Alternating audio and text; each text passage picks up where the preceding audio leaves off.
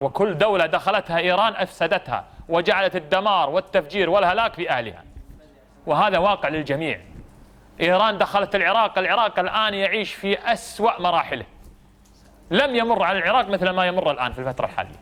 والآن ما يحدث في العراق هو قتل وتصفية لأهل السنة وتحويل لهذا البلد إلى تغيير ديموغرافي، قتل للسنة وتهجير للإيرانيين حتى يسكنوا مكان هؤلاء العرب السنة. قصفوا المستشفى الوحيد في الفلوجة، هدموا 40 مسجد، ما يقارب 40 مسجد في الفلوجة تم هدمه.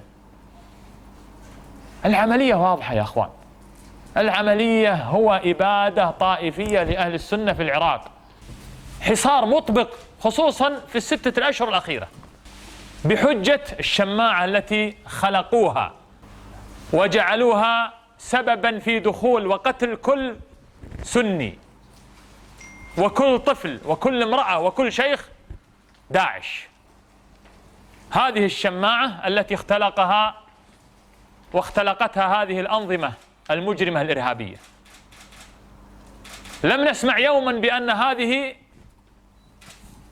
المنظمة الإرهابية ما يسمى بداعش أنها عملت تفجيرا وأراقت الدماء في إيران.